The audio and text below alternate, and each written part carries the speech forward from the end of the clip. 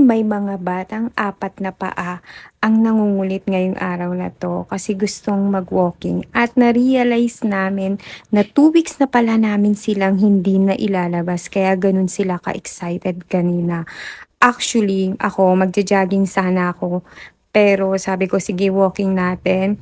And ako tatakbo na lang ako, bahala na sila do'n sa may boardwalk. May nasalubong nga pala kaming Shih Tzu dito, pero si Chichi ayaw niyang lapitan. Buti na lang si Haru is okay na siya sa ganyang breed because dati ayaw niya talagang lapitan kasi gusto niya yung malalaking aso na akala mo naman ang laki-laki niya. Normally, sa may central talaga sila nagwo-walking. Dito sa may SBMA, dito sa may boardwalk is sobrang bihira lang talaga.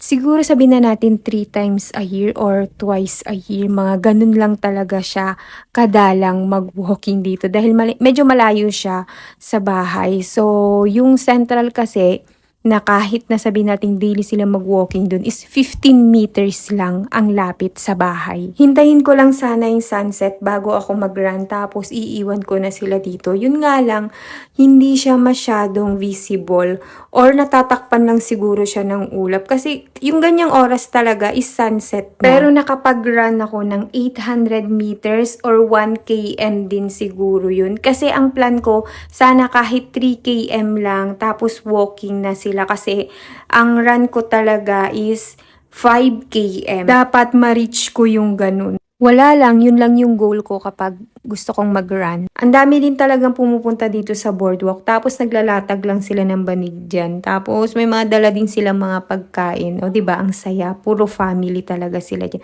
Tapos yung mga kids nakikita mong nag-e-enjoy talaga. Basta ako, ito yung batang nag-enjoy kanina. Tapos ngayon, pagod na.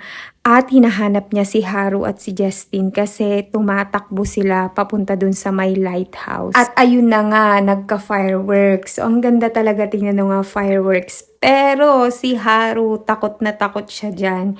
Ngayon nga, hindi na siya sobrang yung talagang nanginginig. Parang tahimik na lang siya simula nung dumating si Chichi kasi dyan parang pag ganyan para siyang nagwawala, parang gusto mo na siyang iuwi. Pero saglit lang naman din yung fireworks kaya kalma lang din siya. Mag-rest lang kami ng konti dito tapos uuwi na kami para makaligo na sila. Pag uwi nga namin, wala pala kaming nakaprepare na pagkain. So, nag-decide kami na umalis na lang at maghanap ng rolling store na sa Pag-asa kasi maraming ganun. Kaya, buti na lang nakakita kami at nag-take out kami ng lechon sisig at dinakdakan at ang sarap nung pagkain nila doon. Parang 100 pesos each lang. Etong mga to naman, bumaba lang si Justin at merong kinuha at merong kinausap.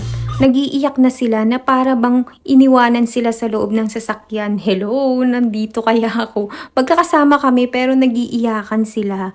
Ewan ko ba, gustong-gusto nilang sumama sa kanya. Seconds or minutes mo lang silang mahiwalay sa kanya pag lumalabas kami. Ganyan na sila. Kaya ngayon, uuwi na kami at gutom na. Yun lang. Bye!